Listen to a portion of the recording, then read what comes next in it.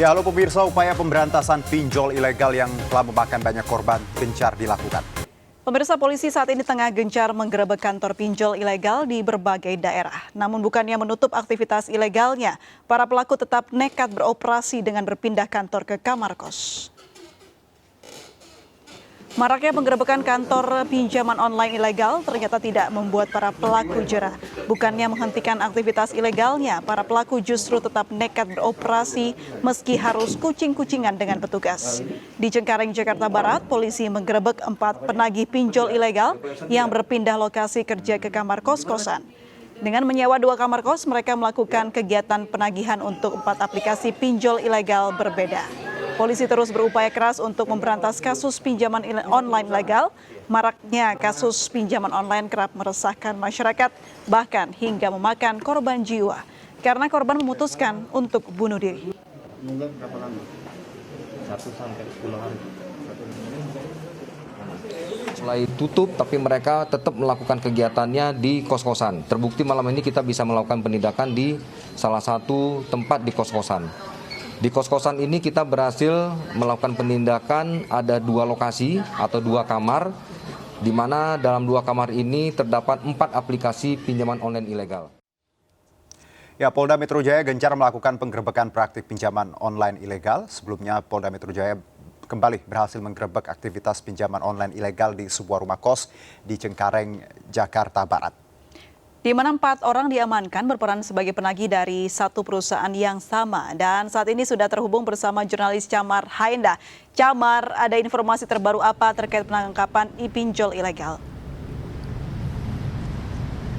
Ya, selamat sore Juno, April, dan juga pemirsa. Memang polisi saat ini gencar melakukan penggerebekan terhadap aplikasi pinjam online ilegal yang memang kali ini marak terjadi. Dan informasi yang kami himpun, memang pihak dari Polda Metro Jaya terbaru saat ini sudah menangkap 4 tersangka baru, di mana 2 laki-laki dan juga 2 perempuan, yakni yang berada di kawasan Cengkareng, Jakarta Barat. Adapun memang untuk laporan sendiri berasal dari salah satu laporan korban yang mengaku meminjam uang 1 juta, namun diwajibkan untuk membayar 20 juta ataupun 20 kali lipat. Tentunya ini sangat miris, dan apabila tidak mampu membayar, nantinya pihak dari aplikasi pinjam online ini, perusahaan tersebut akan menyebarkan data-data pribadi kepada rekan kerja ataupun juga teman-teman dan juga keluarga.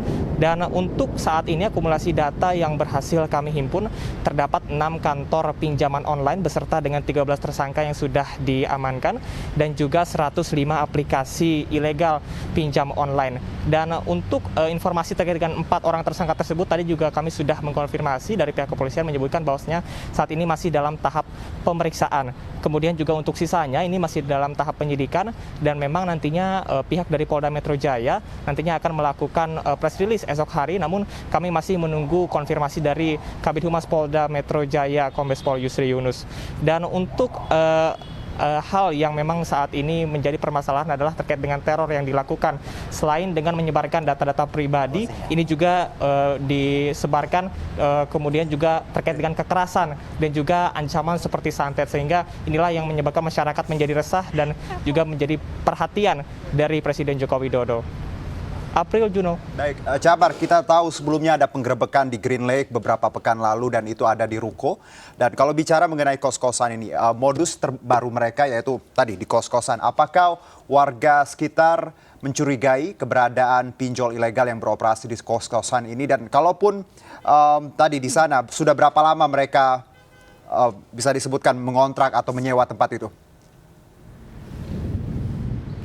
Ya, Juno, informasi terakhir dari pihak kepolisian menyebutkan bahwasanya modus saat ini adalah dengan berpindah-pindah tempat agar tidak terendus oleh pihak kepolisian. Namun pihak dari kepolisian sendiri menyebutkan bahwasanya untuk informasi ini didapat selain dari korban, ini adalah dari warga sekitar yang memang sudah mencurigai adanya praktik-praktik tersebut. Di mana memang untuk informasi-informasi yang didapatkan ini juga terkait dengan pemeriksaan dari 4 tersangka tersebut yang memang belum dapat disebarkan oleh pihak kepolisian, karena ini adalah untuk keperluan data-data terkait dengan apakah adanya sindikat dari antar pinjam online tersebut. Juno. Si Chamar Haenda melaporkan langsung dari Polda Metro Jaya. Selamat bertugas kembali.